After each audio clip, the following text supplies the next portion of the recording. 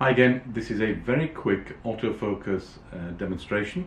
I'm going to use these two cameras. These are old cameras I got cheap on eBay to demonstrate the focus pull facility of the EOS M6. Now, using the touch screen on the back of the camera, which I'll show you in a few seconds, you can focus on individual items just by tapping on the item on the view screen. I'm going to put these at different distances so we can see how smooth it is, whether there's any jumping, or if it's a smooth transition from one focus point to the next. So the focus pull is one of the things that's rather nice if you're going to do video reviews. Now, this is set currently on a very flat picture profile, so I can do some grading. I may show you that in a separate video, or it may be in this, I'm not sure yet, but I'll show you the difference between that flat style and then when it's graded. The other thing I'm doing, just to see what the camera's like out of the box, is leaving the audio on the inbuilt microphone. I'm about 5 to 6 feet away from the camera. It's quite noisy outside. I don't know if you can see, there's a little bit of wind outside. It's not particularly well sealed in here, so the noise is actually quite audible to me at least. I don't know how well this will cope, but at least you're hearing what the onboard microphone is doing.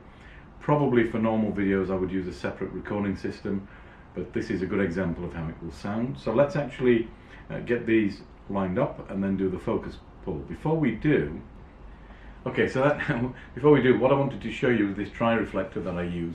So this is great for setting a custom white balance and also working out the exposure that would be suitable if you're using manual exposure, as I am doing on this movie. I've fixed the exposure, it's on manual settings.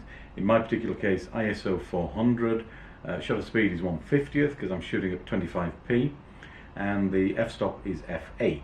So I use that to determine the exposure for me. I've also got this in shot so that I can color grade properly later, and it's important to have this in the same kind of light as your main subject, which in this case is me. Once I start on the cameras, I'm going to keep the same settings. I can just hear it's beginning to rain now, so it will be interesting to see what the sound is like on this little Canon. Let's do the focus pull test right now. Okay, so what you're actually seeing now is shot on the Panasonic G85 using the 12 to 60 lens.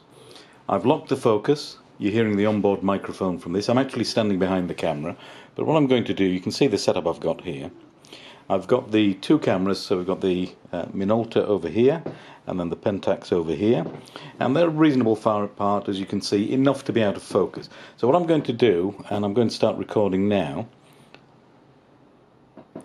is actually just touch the focus, and what I will do is overlay the result from the Canon EOS M6 onto this so that you can see what happens. So first, gentle touch to focus on the Minolta. That's fine. I can see the box here. You may not be able to see. Let me see if I can zoom in. Yeah, you can probably see the box there. And then if I touch gently on the Pentax, and I can see it's zoomed in quite nicely, or focused rather, back onto the Minolta. Now normally I would have the EOS on a tripod to do this, but if you're touching gently it shouldn't be a problem. Back to there. I'm just going to see what happens if I focus on the background, because I haven't done that. There are dogs in the background, as you can hear. So it hunted there. The background is blown out, as you can see, so there's nothing really to focus on. Let's come back. Pretty smooth. I've got to say, honestly got to say, this is a very smooth focus.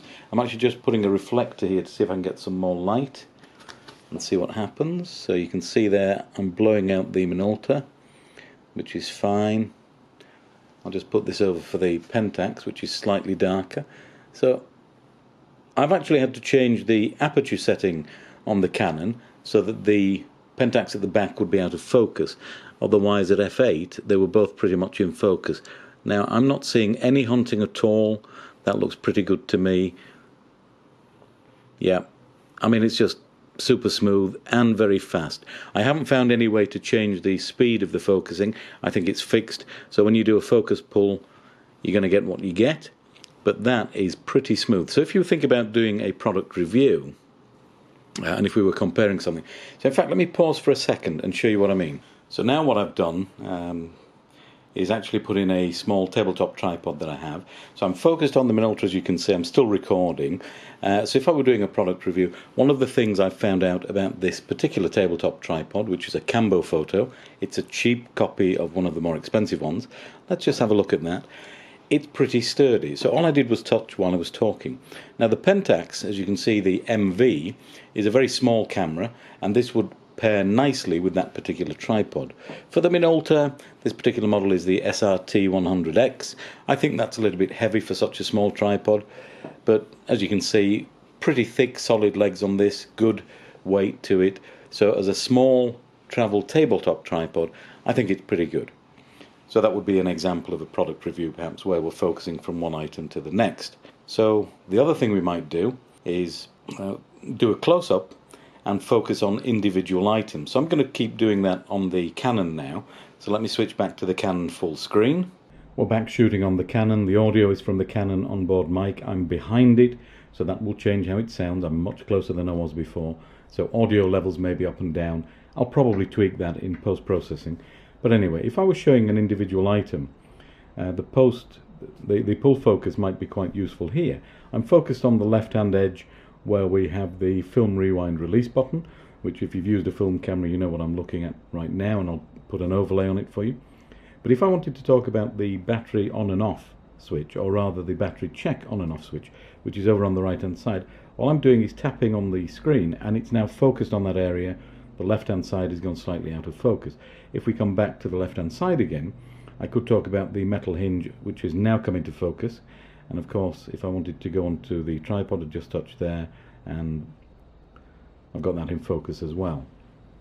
So that's pretty good. Focus on the lens, on the left-hand edge, on the battery check on-off switch button, perhaps on the chair at the back. So we've got the, and you can see that the focus is super smooth. I mean, this is superb as far as I'm concerned, and that's exactly that's an ice maker, that noise in the background. This is exactly what I wanted this camera for the smoothness of the focusing. So that was a very quick review just to show what the pull focus facility is like. I think it's fantastic, it's super smooth. I don't have a Sony a6500 to compare with.